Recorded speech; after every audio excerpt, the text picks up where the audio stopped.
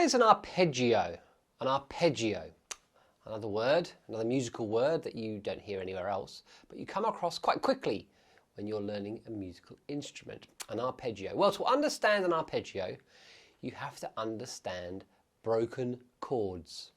A broken chord. Now, a broken chord is not when your dad on Christmas Day, after a few too many glasses of wine, decides that he's pretty sure he can play Rocket Man by Elton John on the piano, and the result is a whole load of broken chords. That is not what a broken chord is. That is something else entirely. But a broken chord is when you take each note of a chord and play them individually. You play loads of notes from the chord, you play them individually, all the way up the keyboard or over a short span, or even in different orders. But you are only playing notes from a chord, but you're playing them one at a time. That's a broken chord. They're broken up into their individual notes. And an arpeggio is a type of broken chord. And again, it's a strange word. It sounds, it almost sounds like a character that might stumble on stage halfway through the 12th night and say something that you don't understand and then stumble off stage and you still don't know what's going on. Yeah, it sounds like something from a Shakespeare play. But arpeggio actually is taken from the Italian word arpeggiare, which means to play on a harp. Let's think about the way a harp plays. Now, a harp can play, or a harpist rather, someone who plays a harp, can play chords. They've got 3 or 4 fingers they can pluck, or 5 is it, I suppose, pluck a group of strings at the same time, so they all sound independently, or sorry, sound all together, collectively.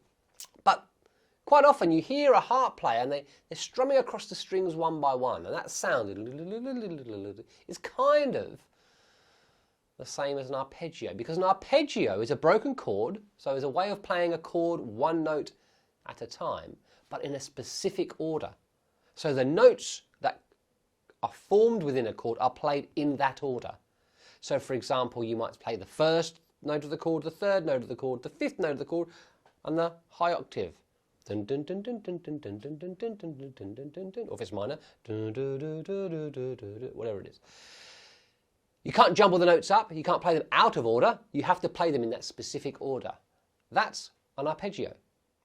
So if we look at the keyboard here, we understand if we play this chord, which is a C major chord, there are 3 notes in it. We could add a C on top, make it 4 notes if we wanted, but it's still a 3-note chord, a triad. And if we play those notes one note at a time,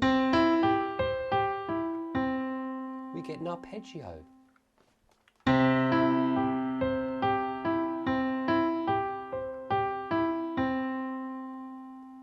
Now, we could play exactly the same notes but in a different order, maybe jumble them up a bit.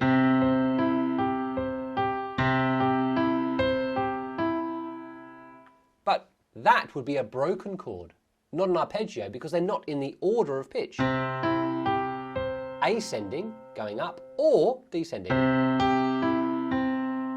Now you could play an arpeggio that goes over 1 octave long, wider than this interval here, this space here.